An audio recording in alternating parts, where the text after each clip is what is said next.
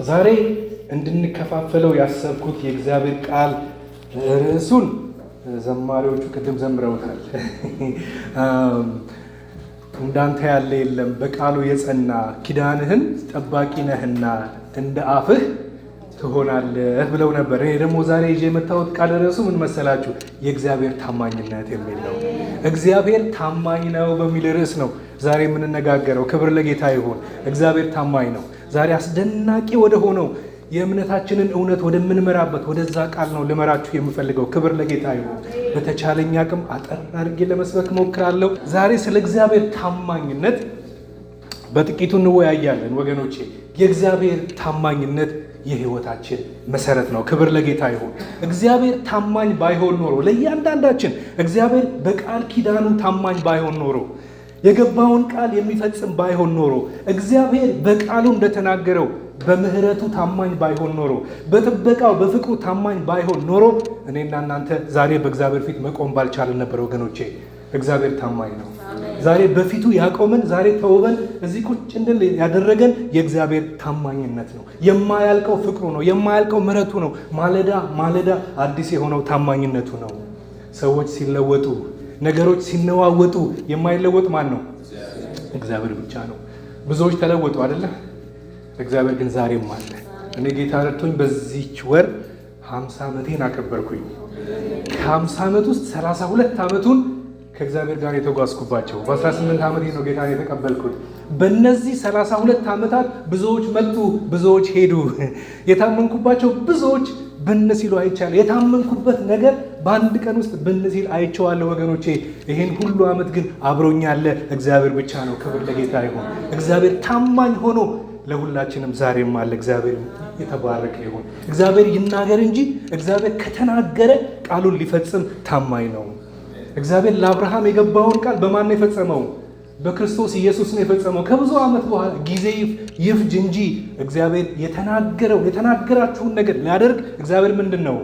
እግዚአብሔር ታማኝ ነው። ዛሬ ይህንን ሀሳብ ነው እንድናየው የፈለግኩት። ዛሬ ላጽናናችሁ ነው የመጣሁት ወገኖቼ።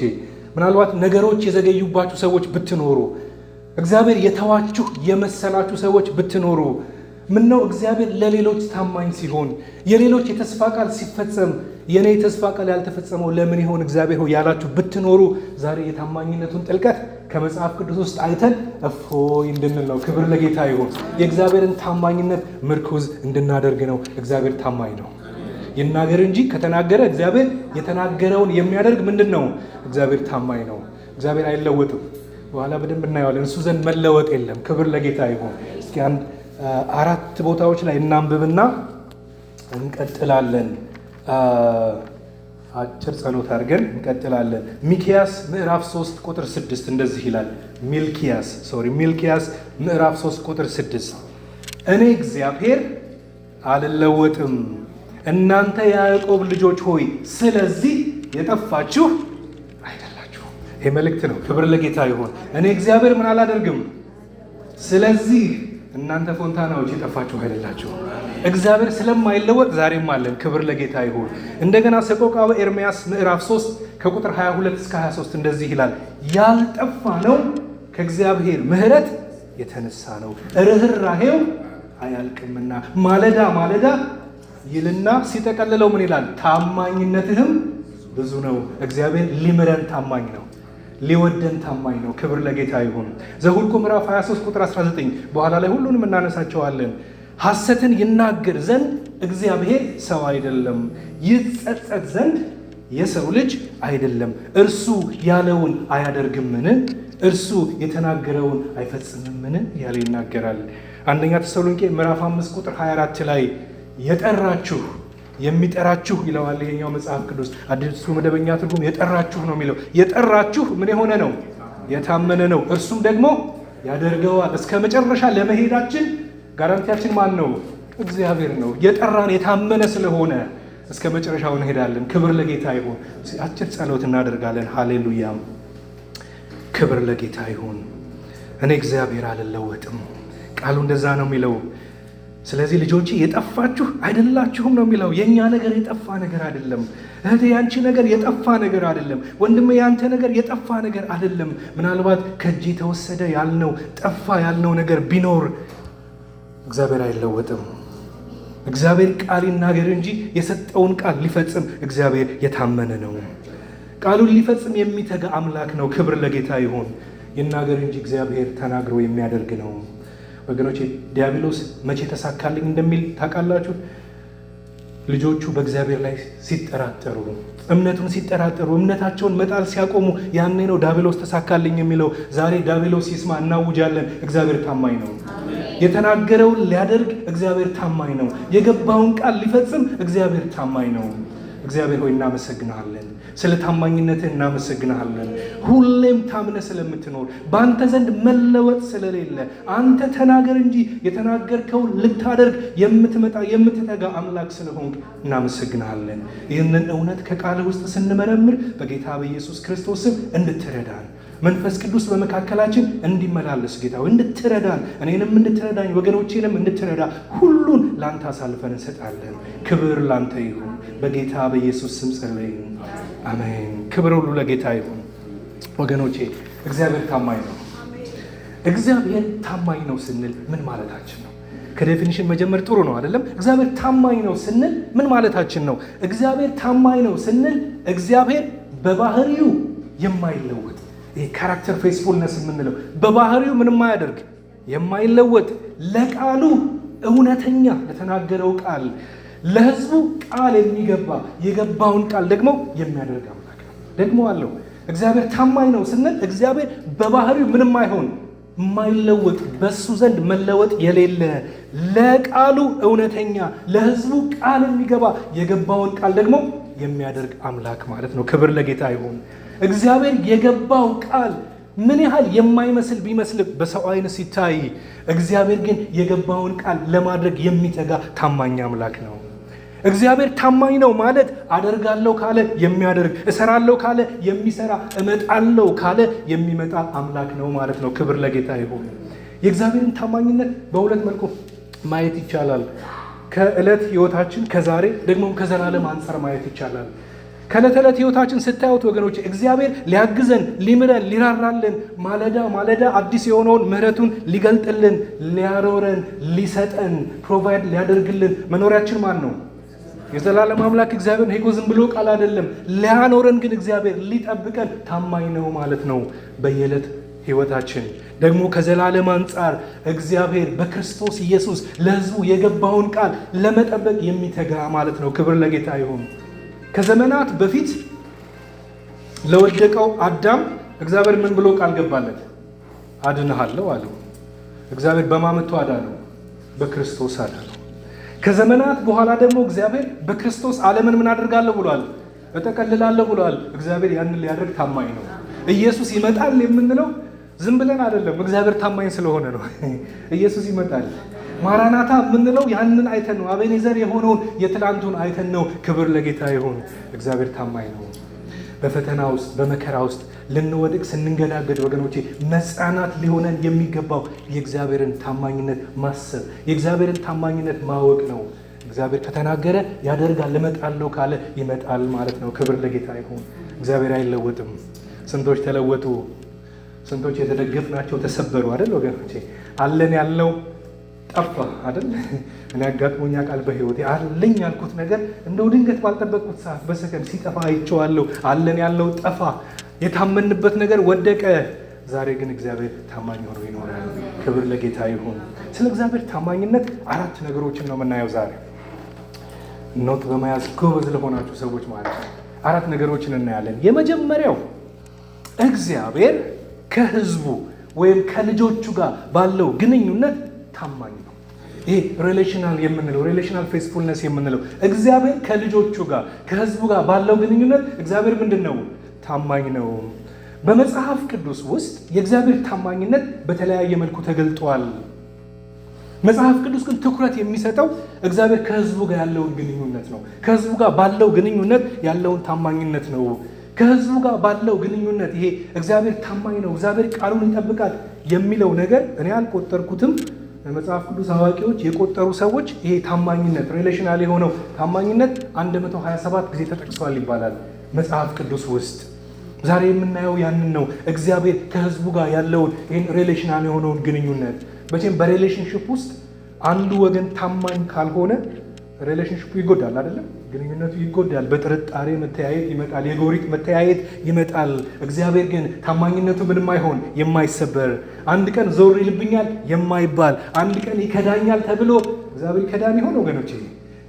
ኖ እግዚአብሔር ይከዳል ተብሎ በጥቅስ በኋላ በደንብ እናየዋለን።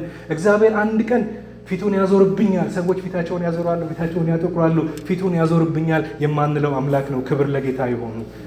ለእኔ ታማኝ ነው ጌታ፣ ለእናንተ ታማኝ ነው፣ ለአንቺ ታማኝ ነው፣ ለአንተ ታማኝ ነው እግዚአብሔር። አንዳንዴ ዝም ያለ ቢመስልም ጌታ አንዳንዴ የገባው የተስፋ ቃል የሚፈጸምበትን ጊዜ ባናውቀውም ወገኖቼ እግዚአብሔር ግን ቃሉን ሊፈጽም አንዳንዴ ዝም ያለ የሚመስልበት ጊዜ አለ።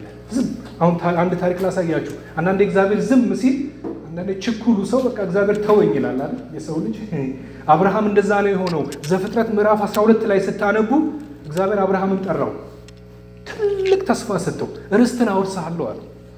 ዘርህን ስፍር ቁጥር የሌለ አድርገዋለሁ፣ እንደ ሰማይ ከዋክብት እንደ ምድር አሸዋ አድርገዋለሁ። የምድር አሕዛብ ሁሉ እንደውም በአንተ ምን ይሆናሉ?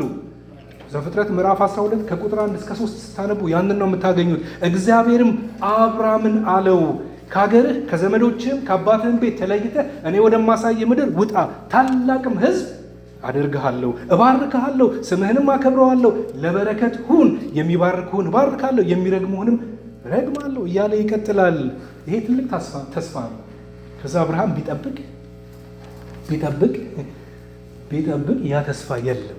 ስለዚህ ችኩሉ አብርሃም ምን አለ? በቃ እግዚአብሔር ለእኔ አልታመነም። ከሳራ ጋር ተባበሩና ያልሆነ ነገር ውስጥ ገቡ አይደለም? ያልሆነ ነገር አደረጉ። አንዳንዴ እግዚአብሔር ታማኝ ነው፣ ይመጣል፣ ጊዜ ይፍጅ እንጂ ችኩል የሆነ ሰው። ይሄ በነገራችን ላይ የአብርሃም ታሪክ ይመስለናል አይደለም? የኔና የናንተ ታሪክ ነው።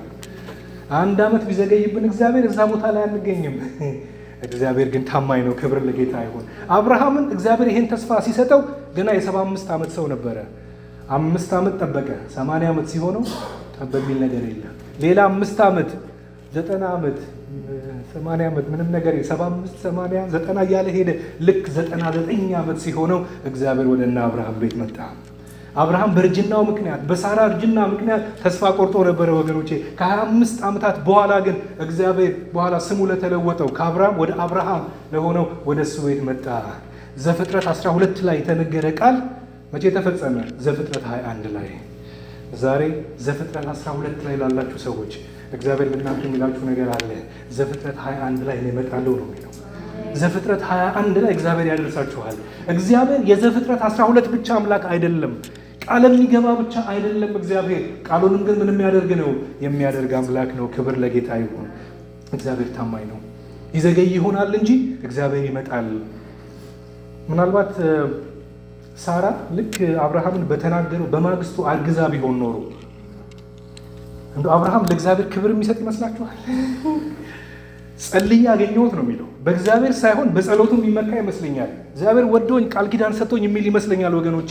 አንዳንዴ ነገሮቻችን የሚዘገዩት እግዚአብሔር ታማኝ ስላልሆነ አይደለም ወገኖቼ።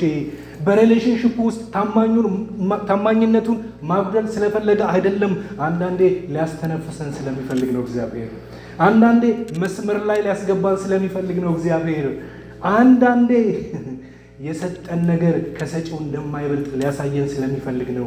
አብርሃም ወዲያው አግኝቶት ቢሆን ኖሮ ስጠኝ ሲለው፣ ሰዋልኝ ሲለው ይሰዋለት ይመስላችኋል? አይመስለኝም። ታሽቶ ስላገኘው ስጠኝ ሲለው እሰጠዋለሁ አለ። እኔ ነግራችኋለሁ ወገኖች፣ ዛሬ እግዚአብሔር የሰጣቸውን ነገር መስጠት የሚቀናቸው ሰዎች የእግዚአብሔርን እጅ የተለማመዱ ናቸው። ገንዘባቸውን መስጠት የሚቀላቸው ሰዎች በገንዘባቸው ነገር ከእግዚአብሔር ጋር የተለማመዱት ነገር አለ። በማጣት አልፈው ሊሆን ይችላል። ቤታቸውን፣ ሁሉ ነገራቸውን፣ ህይወታቸውን የሚሰጡ ሰዎች በሪሌሽንሽፕ ውስጥ ኢንቨስትድ የሆኑ ሰዎች ናቸው። ክብር ለጌታ ይሁን። እግዚአብሔር ይመጣል።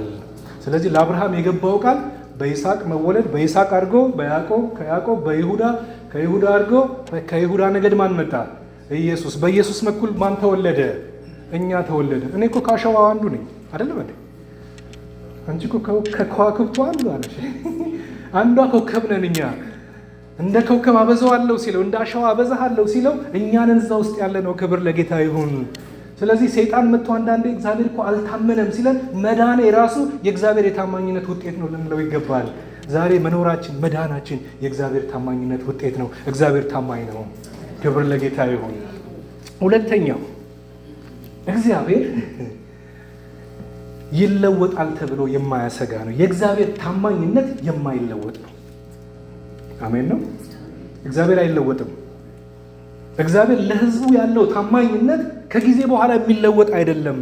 የእግዚአብሔር ታማኝነት የሚመነጨው ከማይለወጠው ባህሪው ነው። ከእግዚአብሔር ባህሪያት አንዱ፣ ብዙ ባህሪያት አሉት እግዚአብሔር፣ አንዱ ባህሪው አለመለወጡ ነው። አይደለም? መጽሐፍ ቅዱስ እንደዚህ ይላል። ያዕቆብ ምዕራፍ 1 ቁጥር 17ን ስታነቡ በጎ ስጦታ ሁሉ ፍጹም በረከት ሁሉ ከየት ናቸው? ከላይ ናቸው ይልና መለወጥም በእርሱ ዘንድ ከሌለ ምን እያለ ነው? ይለወጣል ተብሎ የማያሰጋ ሰው ዛሬ ያላችሁ ሰው ነገ ፊቱን ሊያጠቁርባችሁ ይችላል። ሰው ይለወጣል። እግዚአብሔር ግን ይለወጣል ተብሎ አያሰጋም።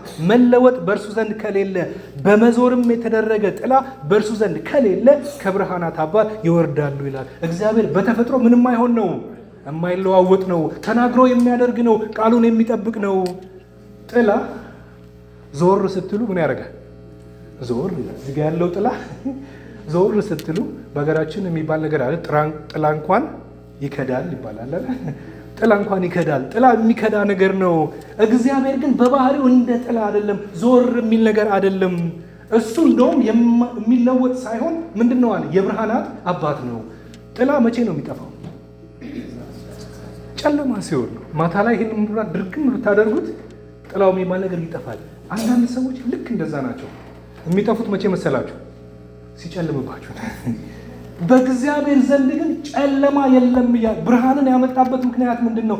ጥላ የሚኖረው ምን ሲኖር ነው? ብርሃን ስለሆነ። እግዚአብሔር አይጨልምም፣ ዞር አይልም፣ አይሄድም። እግዚአብሔር ሁል ጊዜ ያለ የብርሃናት አባት ነው እሱ። ክብር ለጌታ ይሁን። ሰዎች የተለወጡባችሁ ሰዎች ብትኖሩ እግዚአብሔር አይለወጥም። እግዚአብሔር እሱ ዘንድ መለወጥ የለም። ሰዎች ይለወጣሉ። አንዱ ኢትዮጵያ ውስጥ 40 ሺህ ብር አበደረው አሉ። አበድረኝ አለው ጓደኛው። እሺ ብሎ አበደረው። መልስልሃለሁ በቃ በሳምንት በሁለት ሳምንት ብሎ አበደረው። ከዛ ይሄ ጓደኛው ቢጠብቅ አልሰጠውም። ቢጨቀጭቀው አመት አለፈው። ሪሌሽንሽፑ ተጎዳ። በቃ ጓደኝነታቸው ሁሉ ተረበሸ። እነዚህ ሰዎች በኋላ ይሄ ያበደረው ሰው በጣም ተቸገረ። ከአመት በኋላ ኧረ እባክህ ገንዘብ እሺ 20 ሺህ ብር ብቻ ስጠኝ፣ አሁን ላለኝ ለችግሬ 20 ሺህ ብር ይበቃኛል። ይሄኛው ጓደኛው በቃ 15 ሺህ ነው የምሰጥህ፣ ከ15 ሺህም ሌላው የተረፈውን የማትጠይቀኝ ከሆነ ነው። በጣም ስለተቸገረ እሺ ይሁን አለ። ከዛ ጠዋት ከእንቅልፉ ሲነሳ ባንክ አካውንት ውስጥ ከዛ የባንክ ዲቴይልን ስጠኝ አለው፣ ሰጠው። ጠዋት ሲነሳ ባንክ አካውንት ውስጥ 150 ሺህ ብር፣ ስልኩ ላይ ደግሞ 30 ሚስድ ኮል አለው። ገብቷችኋል? 15 ሺህ እሰጣለሁ ብሎ 1 ዜሮ ጨምሮባታል። ከዛ 150 ሺህ መላኩን ሲያቅለቃ ይደውላል የሰውዬ። ጠዋት ሲነቃ ባንኩ ላይ 150 ሺህ ብር አለ፣ ስልኩ ላይ ደግሞ 30 ሚስድ ኮል አለ። ጓደኛ ይደወለለት። ከዛ መልሶ ደውሎ እኔ ያንተን ገንዘብ አልፈልግም እሰጥሃለሁ፣ 40 ሺዋን አስቀርጬ 150 ብር እሰጥሃለሁ፣ ግን መቼ ነው የምሰጥህ? ከዓመት በኋላ ነው የምሰጥህ። ሰዎች አንዳንዴ እንደዛ ይሆናሉ። እግዚአብሔር ግን አይለወጥም። አሜን። ጓደኛ ይለወጣል፣ እግዚአብሔር ግን አይለወጥም። የእግዚአብሔር አንዱ መገለጫ የታማኝነቱ መገለጫው አለመለወጡ ነው። ይሄ ካራክተር ፌስፉልነስ የምንለው ሰዎች ባህሪ ያላቸው አይደለም። አንዳንድ ሰው ተቆጪ ነው፣ አንዳንዱ ሰው የዋህ ነው፣ አንዱ እንዲህ ነው፣ አንዱ እንዲያ ነው። የሚገርመው ወገኖች የሰው ልጆች ባህሪ ምንድን ነው? ተለዋዋጭ ነው። የሰው ተስፋ ምን የሚሆን ነው? የሚቀያየር ነው። ተስፋ ቢገባላችሁ ከዓመት በኋላ ተስፋውን ያ ሰው ወይም የገባላችሁን ቃል ክዶ እንባ ደም ሊያስለቅሳችሁ ይችላል። የሰው ልጅ እንደዛ ነው ወገኖቼ። ሰዎች ተስፋ ገብተው ላይፈጽሙት ይችላሉ። እግዚአብሔር ግን የተናገረውን የሚያደርግ አምላክ ነው። ክብር ለጌታ ይሁን።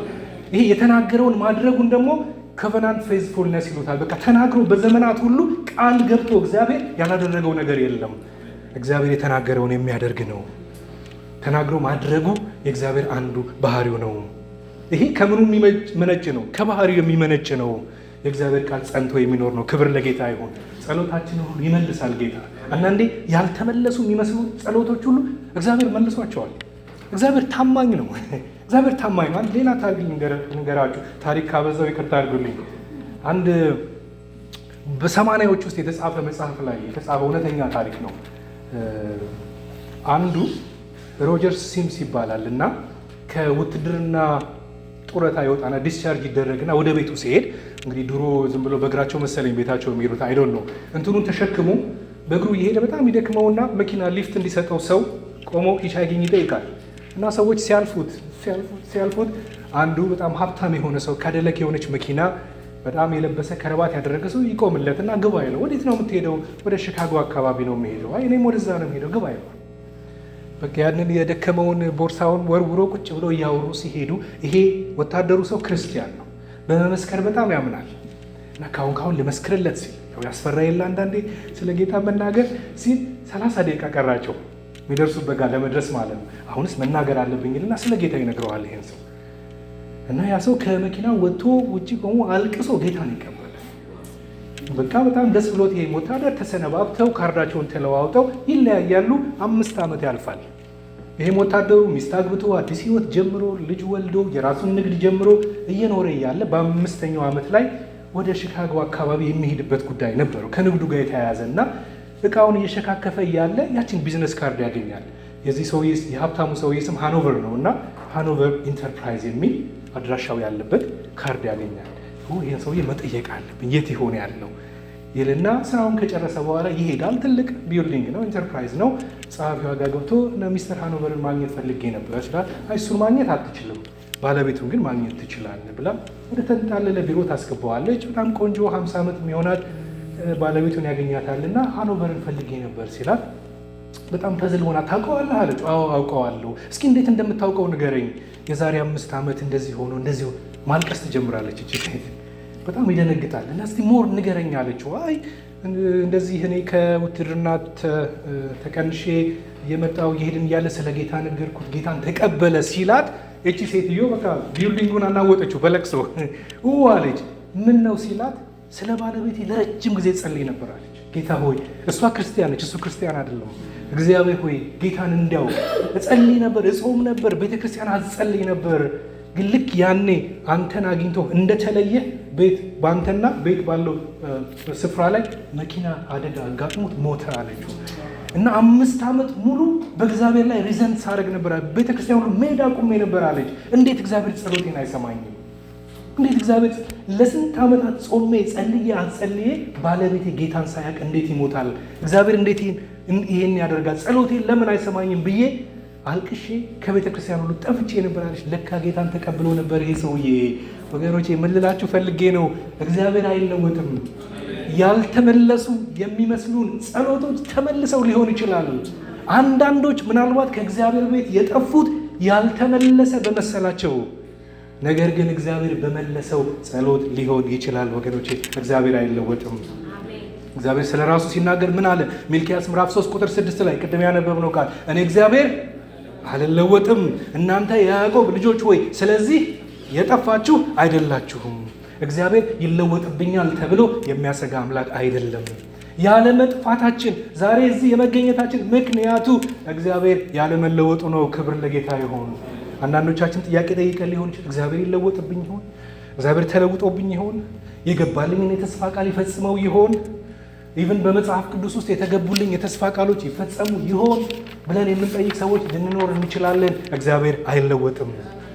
እኛ ምናልባት እንደክም ይሆናል እንጂ እግዚአብሔር ቃሉን ለመፈጸም ግን የሚተጋ አምላክ ነው። ክብር ለጌታ ይሁን። እግዚአብሔር ለእስራኤላውያን እንዳለ ለእኛም የሚለን አንድ ነገር ነው፣ እኔ አልለወጥም። የገባሁትን ቃል ለማድረግ እኔ አልለወጥም ነው የሚለን። ክብር ለጌታ ይሁን። የእግዚአብሔር ታማኝነት ልክ እንደማይናወጥ ተራራ ነው።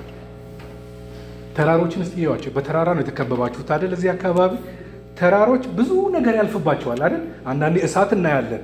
ተራራ ላይ ነው እሳት የሚመጣው። ዝናብ ይኖራል፣ አውሎ ንፋስ ይኖራል፣ ወቅቶች ይቀያየራሉ። ሁሉ ነገር ግን ያልፋል። የማያልፈው ግን ምንድን ነው? ተራራ። እኔ ከቤቴ ወደ ቸርች ሲሄድ የማልፍበት ተራራ አለ። 405ን ታውቁታላችሁ አይደለም?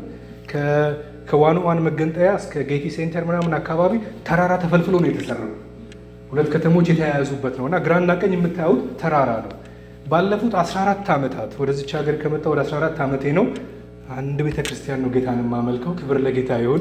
በእነዚህ 14 ዓመታት በእሳት ውስጥ የመጣሁበትን ጊዜ አስታውሳለሁ። እሳት እየነደደ ግራና ቀኝ ጭስ እየጨሰ የመጣሁበትን ጊዜ አስታውሳለሁ። እየዘነበ የመጣሁበትን ጊዜ አስታውሳለሁ። አንድ አዳር የኒው ይርስ ኢቭ አዳር አስታውሳለሁ። ኃይለኛ ዝናብ ሆኖ ወደ ቸርች የሄድኩበትን ጊዜ አስታውሳለሁ።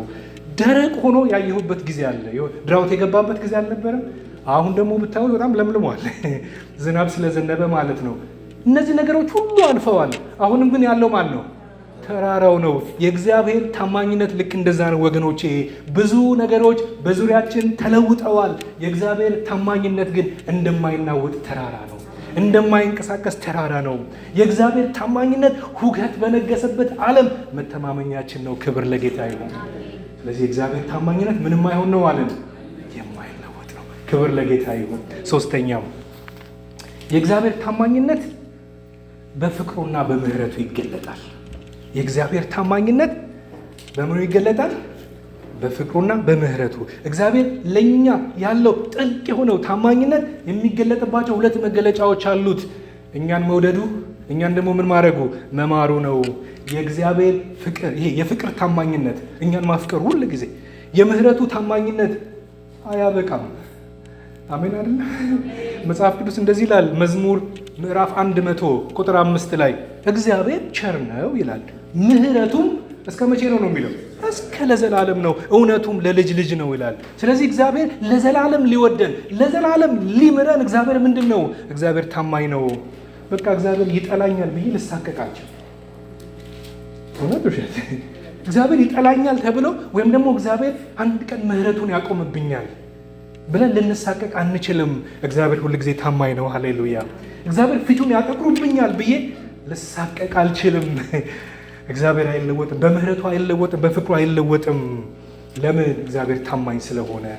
ሰቆቃወ ኤርምያስ ላይ እንደዛ ይላል። ያልጠፋ ነው ከምን የተነሳ ነው? ከማይለወጠው ከእግዚአብሔር ምህረት የተነሳ ነው። ርኅራኄው አያልቅምና ማለዳ ማለዳ አዲስ ነው ይልና እነዚህ ሁሉ ከምን ይመነጫሉ ይላል? ከታማኝነቱ። ታማኝነትህ ብዙ ነው። እኔና እናንተ መጥፋት የነበረብን ሰዎች ነበር። የእኛ ኃጢአትና የእግዚአብሔር ጽድቅ ሲነጻጸር መጽሐፍ ቅዱስ የሰው ልጅ ልቡ ምንድን ነው የሚለው? ክፉ ነው። ከ50 ዓመት በላይ እዚህ ምድር ላይ ስትኖሩ በደንብ ታውቁታላችሁ። የሰው ልጅ ምኑ ነው ይላል መጽሐፍ ቅዱስ? ክፉ ነው፣ ለጥፋት የተዘጋጀ ነው ወገኖቼ። እግዚአብሔር ግን በምሕረቱ ታማኝ ስለሆነ፣ ሩህሩህ ስለሆነ ዛሬም አለን። ክብር ለጌታ ይሁን። እግዚአብሔር በፍቅሩ ታማኝ ነው። እግዚአብሔር በምሕረቱ ታማኝ ነው። አንድ ሌላ ጥቅስ አለ መዝሙረ ዳዊት ላይ ምዕራፍ 36 ቁጥር 5 ላይ አቤቱ ይላል ምሕረትህ በሰማይ ነው እውነትህም ወደ ደመናት ትደርሳለች ይላል። ግን የአዲሱ መደበኛ ትርጉም በጣም ደስ ይላል። እግዚአብሔር ሆይ ምሕረትህ፣ እዚህ ጋር ምሕረት የሚለውን የእንግሊዝኛው ደግሞ ፍቅርህ ነው የሚለው ዩር ላቭ ነው የሚለውና እግዚአብሔር ሆይ ምሕረትህ እስከ ሰማያት ይደርሳል ይልና ታማኝነትህ፣ ያኛው እውነትህ የሚለውን አዲሱ መደበኛ ትርጉም ታማኝነትህ ነው የሚለው። ታማኝነትህ እስከ ጠፈር ይመጥቃል ይላል። ጠፈር ይደረስበታል እንዴ? ሳይንቲስቶች እየሞከሩ ነው አይደለም? ደርሰውበታል እንዴ? ኢምንትም አልነገሩንም ስለ ጠፈር። ጠፈር ምን አይሆንም፣ አይደረስበትም። የእግዚአብሔር ምሕረት ማለቂያ የለውም። የእግዚአብሔር ፍቅር ማለቂያ የለውም ወገኖቼ። ለእኔና ለእናንተ ያለው ፍቅሩ ማለቂያ የለውም። የእግዚአብሔር ምሕረትና ፍቅር ልክ እንደ እግዚአብሔር ትልቅ ነው። እግዚአብሔር አይታወቅም ማለት ታውቆ አያልቅም። እግዚአብሔር ትልቅ ነው። ጳውሎስ ኤፌሶን ላይ ሊነግረን የፈለገው ይሄንን ነው። ስለ እግዚአብሔር ፍቅር ሲነግረን ምን ይላል? ኤፌሶን ምዕራፍ 3 ቁጥር 18 ላይ ከቅዱሳን ሁሉ ጋር ይላል ስፋቱና እርዝመቱ ከፍታውና ጥልቀቱ ምን ያህል መሆኑን ለማስተዋል ከመታወቅም የሚያልፈውን የክርስቶስን ፍቅር ለማወቅ ተበረቱ ዘንድ እስከ እግዚአብሔር ፍጹም ሙላት ደርሳችሁ ትሞሉ ዘንድ ይላል። እዚህ ጋር ጳውሎስ የእግዚአብሔርን ፍቅር የገለጸበት አገላለጽ በጣም ይገርመኛል። ሁለት ነገር ተገነዘብኩኝ። አንዱ አሁን ፊዚካል ዩኒቨርስን ስትመለከቱ እርግጠኛ ነኝ ጳውሎስ ይህንን ሲጽፍ መቅደሱን እያየ ይመስለኛል። መቅደሱን ሲያየው መቅደሱ ምን አለው? ከፍታ አለው፣ እርዝመት አለው፣ ደግሞ ጥልቀት አለው አይደለ? ስለዚህ በሶስት ዳይሜንሽን የእግዚአብሔርን ፍቅር ገልጾ ማቆም አልፈለገም። ምን አለ? ከፍታው፣ እርዝመቱ፣ ጥልቀቱ ካለ በኋላ ኖ አራተኛ ዳይሜንሽን ያስፈልገኛል፣ ስፋቱም አለ። የእግዚአብሔር ፍቅር በሶስት ዳይሜንሽን አይገለጥም። ሰፊ ስለሆነ ገብቷችኋል ወገኖቼ። የእግዚአብሔርን ፍቅር ለመግለጽ ጳውሎስ ምን አስፈልገውት ነበር? አራተኛ ዳይሜንሽን አስፈልገውት ነበር። ስፋቱም አለ የለም እኮ ዳይሜንሽን በሶስት ነገር ነው የሚገኝ። አራተኛው ዳይሜንሽን ታይም ነው ይላሉ ፊዚክስ ያጠኑ ሰዎች። ሌላ አራተኛ ዳይሜንሽን የለም። የእግዚአብሔርን ፍቅር ስፋቱን፣ ጥልቀቱን ለመግለጽ ግን ሌላ አስፈልገውት ነበር። ሌላ የገረመኝ ነገር ግን አለ። እዚህ ጋር የእግዚአብሔርን ፍቅር የገለጸው ጳውሎስ እርስ በርሱ የሚጋጭ በሚመስል አገላለጽ ምን አለ? መጀመሪያ ከመታወቅ የሚያልፍ አለና ደግሞ ምን አለ እዛው ላይ ለማወቅ ትበረቱ ዘንድ። ለመታወቅ ከመታወቅ ካለፈ እንዴት ብዬ ነው ለማወቅ የምበረታው? አይደለም እንዴ? ለምን ሱፐር ፓስ አንደርስታንዲንግ ነው የሚለው። አንደርስታንዲንግን የሚያልፍ ነው ካለ በኋላ አንደርስታንድ ደግሞ እንድታደርጉት እዚህ ጋር ምን እያለ ነው? የእግዚአብሔር ፍቅር አይታወቅም እያለ አይደለም። የእግዚአብሔር ፍቅር ታውቆ የማያልቅ ስለሆነ ዕለት ዕለት ፍቅሩን ለማወቅ ለነፍሳችን ልንሰብካት ይገባል እያለ ነው። እግዚአብሔር ይወደኛል። ጠዋት ተነስተን እግዚአብሔር ይወደኛል፣ እግዚአብሔር ይወድሻለሁ ይለኛል፣ እግዚአብሔር ይወድሻለሁ ያሉ ሰዎች እኮ የሉም ዛሬ አይደል እንዴ? እወድሃለሁ ያሉም ሰዎች ዛሬ የሉም። እግዚአብሔር ግን ዛሬም አለ። የእግዚአብሔር ፍቅር ጥልቅ ነው። ሃሌሉያ! እግዚአብሔር በፍቅሩ ታማኝ ነው። እግዚአብሔር በምህረቱ ታማኝ ነው። አንዳንድ የእግዚአብሔርን ፍቅር የምንለካባቸው መመዘኛዎች በጣም የተሳሳቱ ናቸው ብዬ አስባለሁ። እንደ ሁለቱም ብጠቅስላችሁ አንዱ እኔ እንደሚመስለኝ አስተዳደጋችን ይመስለኛል። አንዳንዴ ከሰው ጋር ባለን ግንኙነት ነው የእግዚአብሔርን ፍቅር የምንለካው። ብዙ ጊዜ ፍቅር አግኝቶ ያላደገ ሰው ወይም ደግሞ በፍቅር ውስጥ የተጎዳ ሰው ወይም ደግሞ ይሄ ፍቅር ሰጥቶ መቀበል ነው ይባላል አይደል? ፍቅር ሰጥቶ ያልተቀበለ ሰው ወደ ጌታም ሲመጣ የእግዚአብሔርን ፍቅር በጥርጣሬ ነው የሚያየው። ስንቶቻችሁ ተቆጪ አባቶች ነበሯችሁ? አባቶቻቸው በጣም ኃይለኛ የሆኑ የኔ አባት በጣም ኃይለኛ ወታደር ነው። ተቆጪ ነው በጣም። አንዳንድ ተቆጪ አባቶች ያሉን ከጊዜ በኋላ ጌታን ስንቀበል ወደ ጌታ ስንመጣ የአባትን ካራክተር ውስጣችን የፈጠርነው አባት ምን እንደሆነ ነው፣ ተቆጪ በቃ። ስለዚህ እግዚአብሔር ምን ነው የሚመስለን? አለንጋ ይዞ ጢሙ በቃ ነጭ የሆነ አለንጋ ይዞ እዛ ኮርነር ላይ ተቀምጦ ልክ ጥሩ ነገር ስናደርግ ጎሽ የሚለን፣ ሳት ስንል ደግሞ አለንጋውን ይዞ የሚገርፈን ነው የሚመስለን። የእግዚአብሔር ፍቅር አይለወጥም። የሰው ፍቅርና የእግዚአብሔር ፍቅር ይለያያል ወገኖቼ። የእግዚአብሔርን ፍቅር በሰው ፍቅር ልንለካው አንችልም። ሌላው አንዳንዴ ደግሞ በምንድን ነው የምንለካው መሰላችሁ? በፐርፎርማንሳችን ነው የምንለካው። አንዳንዱ ሰው በቃ ያገለገለ ጊዜ፣ እግዚአብሔር ደስ ያሰኘ ጊዜ፣ ጽድቅ የሸተተ ጊዜ እግዚአብሔር ጎሽ የሚለው ይመስላል አይደል? እግዚአብሔር የሚወደው ይመስላል። ትንሽ ሳት ያለለት የወደቀለት ከአገልግሎትም ሳት ያለለት እግዚአብሔር በቃ የሚጠላው ይመስለዋል። ሁለቱም የተሳሳተ ነው ወገኖቼ። የእግዚአብሔር ፍቅር እጅግ ሰፊ ነው። አንድ ስቴትመንት ልስጣችሁ። ምንም ጥሩ ነገር ብንሰራ የእግዚአብሔርን ፍቅር ልንጨምረው አንችልም። ምንም መጥፎ ነገር ምን ያህል መጥፎ ነገር ብንሰራ የእግዚአብሔርን ፍቅር ልንቀንሰው አንችልም። ተስማማላችሁ? ለዚህ አሁን ሊቀጣን ይችላል እግዚአብሔር። ቅጣቱ ራሱ የምኑ ምልክት ነው? የፍቅሩ ምልክት ነው እንጂ ልክ የእግዚአብሔር ፍቅር አይለወጥም። ኮንስታንት። የሰው ፍቅር ዱብ ይላል፣ ወደ ላይ ይወጣል፣ ወደ ታች ይወርዳል። የእግዚአብሔር ፍቅር የፈለገ ጥሩ በእናንተ ፐርፎርማንስ፣ በእኔ ፐርፎርማንስ የእግዚአብሔር ፍቅር አይለካም። ምንም ጥሩ ብንሆን የእግዚአብሔርን ፍቅር ልንጨምረው አንችልም።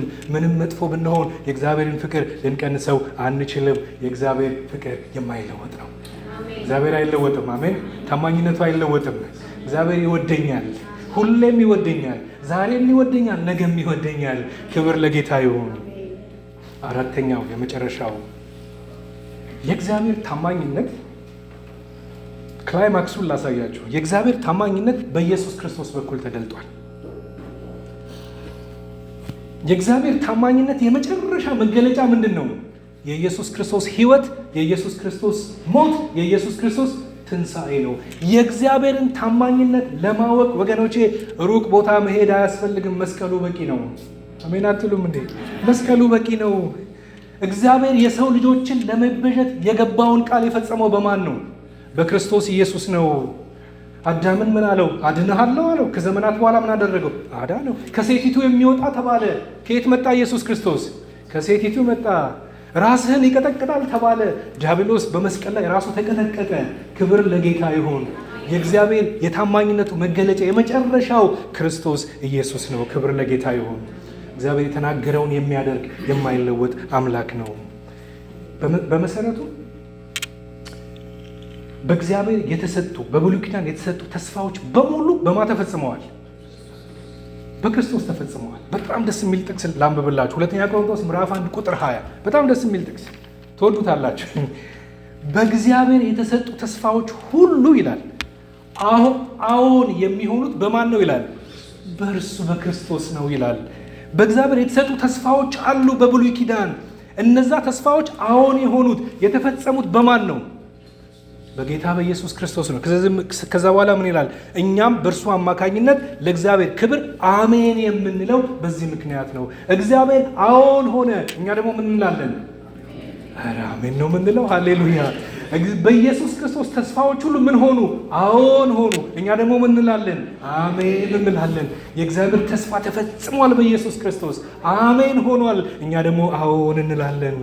ወገኖች እስከ መጨረሻ የመሄዳችን የደህንነታችን ሴኩሪቲው ምንድን ነው ካላችሁኝ፣ ክርስቶስ ኢየሱስ ነው። አዎን የሆነው አሜን የሆነው ኢየሱስ ክርስቶስ ነው።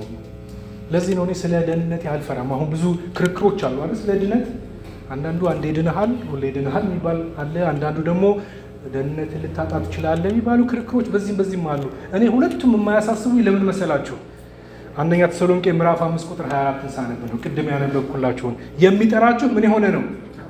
እርሱም ደግሞ ስለዚህ እስከ መጨረሻ ለመሄድ ይሄንን ምንድነው አርጊመንት ሴትል የሚያደርግልኝ ይሄ ነው። በቃ የጠራኝ ምን ስለሆነ እኔ ስለሆንኩ እኔ ጥሩ ስለሆንኩ አይደለም። የጠራኝ የታመነ ስለሆነ እሱ እስከ መጨረሻው ድረስ ምን ያደርገዋል። ክብር ለጌታ ይሁን። በክርስቶስ ኢየሱስ ተፈጽሟል። እግዚአብሔር የገባውን ቃል ፈጽሟል። እኔ ደህና ስለሆንኩ ጥሩ ስለሆንኩ አይደለም ያዳነኝ እኮ አይደለም። የገባውን ቃል መፈጸም ስላለበት ነው ያዳነኝ። ገና ኃጢአተኞች ሳለን ነው አይደል ነው መጽሐፍ ቅዱስ። ገና ኃጢአተኞች ሳለን ክርስቶስ ምን አድርጓል? እንዴ ኃጢአተኛ ሳለሁ መሞት ነበር የሚገባኝ። ክርስቶስ አልነበረም ሊሞትልኝ የሚገባው። ገና ኃጢአተኞች ሳለን ክርስቶስ ስለኛ ሞቷል ይላል። ክብር ለጌታ ይሁን። ታዲያ ጥያቄ ልትጠይቁ ትችላላችሁ። ብዙ እኮ የማያምኑ አሉ። ተሰብኮላቸው ተነግሯቸው ያልተቀበሉ እኮ አሉ። ስለዚህ እኔ ስለ ዳንኩኝ ታማኝ ነው ካልኩ የማያምኑ ሰዎች ምን ሊሉ ነው ካላችሁ፣ ጳውሎስ በደንብ አድርጎ ሴትል ያደርገዋል። ይሄን ሮሜ ምዕራፍ 3 ከቁጥር 3 ጀምሮ ስታነቡ እንደዚህ ይላል። የማያምኑ ቢኖሩ ይላል የማያምኑ ቢኖሩ አለማመናቸው የእግዚአብሔርን ታማኝነት ያስቀራልን?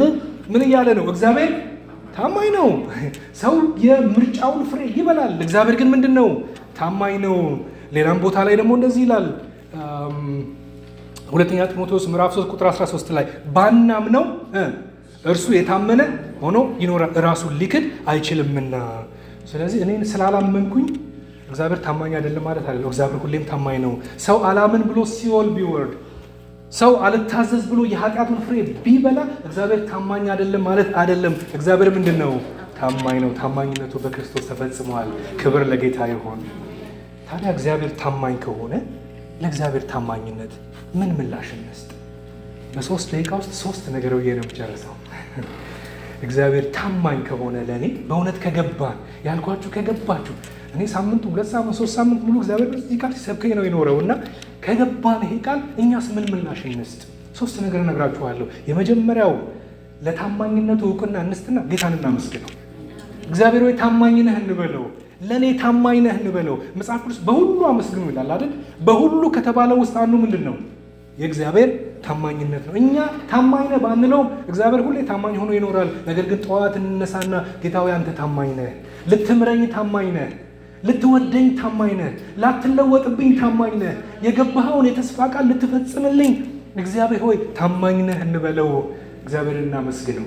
ሁለተኛ እኛም እንታመነው፣ ታማኝነቱን እንታመን። አንዳንዴ ጥርጣሬ ህይወታችንን በሚከብበት ጊዜ ወገኖቼ ቃል ኪዳኑን የጌታ ቃል የሚፈጸም መሆኑን ያንን እናስብና ታማኝ መሆኑን እናስብና ጌታን እንታመነው። አብርሃምን እንይና ጌታን እንታመነው። ዮሴፍን እንይና በማይመስል ሁኔታ ውስጥ ቃሉን ጠብቆ የመጣለትን እግዚአብሔርን እንይና እግዚአብሔርን እንታመነው። ትላንታችንን እንይና እግዚአብሔርን እንታመነው። ከስንት ነገር አወጣን ወገኖቼ። አቤኔዘራችንን እንይና እግዚአብሔርን እንታመነው። ካልኩሌሽናችንን እናስወግድና እግዚአብሔርን እንታመነው። የምሳሌ መጽሐፍ እሱን ነው የሚነግረን። በፍጹም ልብህ ምሳሌ ምዕራፍ 3 ቁጥር 5 ላይ በፍጹም ልብህ በእግዚአብሔር ታመን በራስህም ማስተዋል አትደግ። ምን እያደረግ ካልኩሌሽንህን አስወግድ። የራስ ማስተዋል ካልኩሌሽን ነው አይደለም? እሱን አስወግድ። በወድቅ ያነሳኛል ብለህ በክንዶቹ ምን አድርግ? ታመን። ስትታመነው ደግሞ ጌታ በሰማይ ደስ ይለዋል። መጽሐፍ ቅዱስ ያለ እምነት እግዚአብሔር ደስ ማሰኘት፣ እምነት ጌታን ደስ ያሰኘዋል። ይህ መታመን የሚባለው በክንዶቹ ላይ ራስን ማስቀመጥ እግዚአብሔርን ደስ ያሰኘዋል። ስለዚህ እሱ ታማኝ ከሆነ እኛም እንታመነው። ሶስተኛ እኛም ደግሞ ለእግዚአብሔር ታማኞች ነው። አሜን ነው። እኛም ለማ ታማኝ ነው። በጣም አድካሚ የሚባል ሪሌሽንሽፕ እንደሆነ ታውቃላችሁ። አንዳንዶቻችሁ ምናልባት አልፋችሁበት ስለምታውቁ በግንኙነት ውስጥ በትዳር ሊሆን ይችላል፣ ከትዳር በፊት ባለ ግንኙነት ሊሆን ይችላል። አንዱ ወገን ብቻ ታማኝ ከሆነ፣ አንዱ ወገን ብቻ አበባ የሚሰጥ ከሆነ፣ አንዱ ወገን ብቻ አይ ላቭ ዩ የሚል ከሆነ፣ አንዱ ወገን ብቻ ማሬ ስኳሬ የሚል ከሆነ፣ ሌላኛው ምንም የማይሰማው ከሆነ በእነዚህ አይነት ያለፋችሁ ታውቁታላችሁ ብዬ አስባለሁ። ሪሌሽንሽፕ ምንድን ነው የሚሆነው? አድካሚ ነው የሚሆነው አይደል? ለዛ ለሚሰጠው ሰው አድካሚ ነው የሚሆነው። እግዚአብሔር ብቻ የሚታመን ከሆነ፣ እግዚአብሔር ብቻ የሚፈልግ ከሆነ፣ እግዚአብሔር ብቻ ለእኛ የሚታመን ከሆነ ማንን እያደከምን ነው? እግዚአብሔርን አናድክመው ወገኖች። እኛም ለሱ ምን እንሆን? ታማኞች እንሆን። መጽሐፍ ቅዱስ አንድ ቃል ይናገራል ስለ ሽማግሌዎች፣ ስለ መጋቢዎች ሊሆን ይችላል። ምንድን ነው የሚለው? አንደኛ ቆሮንቶስ ምዕራፍ 4 ቁጥር 2 ላይ እንደዚህም ሲሆን ይላል በመጋቢዎች ዘንድ የታመነ ሆኖ መገኘት ያስፈልጋል ይላል። በአዲሱ መደበኛ ትርጉም ባላደራዎች ታማኝ ሆነው መገኘት አለባቸው ይላል። ግን እዚህ ያለን እያንዳንዳችን ባላደራዎች ነን አይደለም እንዴ? የአገልግሎት ባላደራዎች ነን። የጠራን እግዚአብሔር ቁጭ እንድንል አይደለም። ምን እንድናደርግ ነው? እንድናገለግል። የቅድስና ባላደራዎች ነን። መጽሐፍ ቅዱስ ተቀደሱ ነው አይደለም የሚለው? የቅድስና ኑሮ ለመኖር ባላደራ፣ ብዙ አደራ አለብን። ይሄ ጥቅስ ለአገልጋዮች ቢናገርም ባላደራዎች ነን ወገኖቼ። ስለዚህ ለእግዚአብሔር በሰጠን አደራ ደግሞ ምን እናደርግለት? እንታመንለት። ልቡን የሚያሳርፍ እንሆንለት። ክብር ለጌታ ይሁን። እግዚአብሔር ታማኝ ነው። እግዚአብሔር አይለወጥም። እስኪ እንጸልያለን ሁላችንም። ሃሌሉያ ሃሌሉያ።